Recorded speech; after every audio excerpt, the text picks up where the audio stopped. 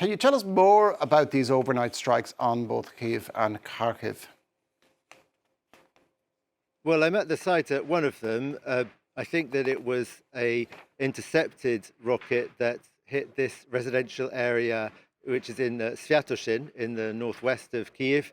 Perhaps you can see behind me, rescue operations are underway, trying to find people in the rubble of that building there.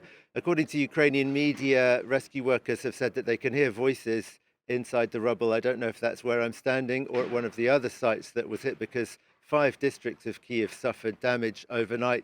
There were 2 waves of cruise missile attacks, Kaliber type missiles, the first around 1 a.m., the second around 3 a.m.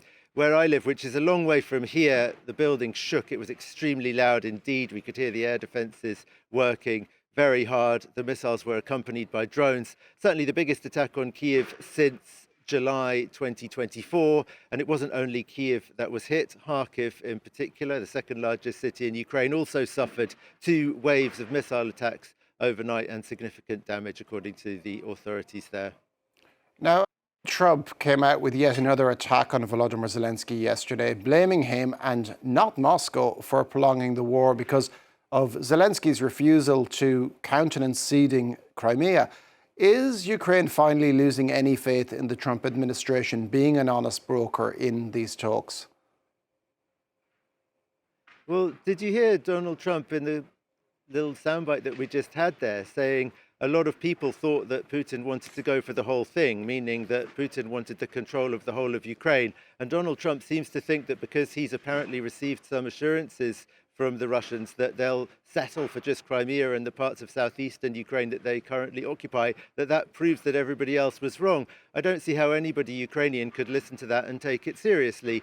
The vast majority of people in Ukraine absolutely believe that Putin's ultimate aim is to take control over the whole country, whether it's by properly annexing it to Russia or installing some kind of puppet government, or a situation like we have at the moment in Georgia. We've got a very strongly pro-Russian government. That is depending on the way things pan out. But the idea that Vladimir Putin is really going to leave Ukraine alone now, if only Ukraine would give up Crimea and then there would be peace, that is not something that Ukrainians can take seriously. And so obviously, in public opinion, if you talk to ordinary people, they're angry, they're distressed, they really can't believe it. I think that people really didn't want to think that Donald Trump would turn out to be as pro-Russian as he appears to be behaving.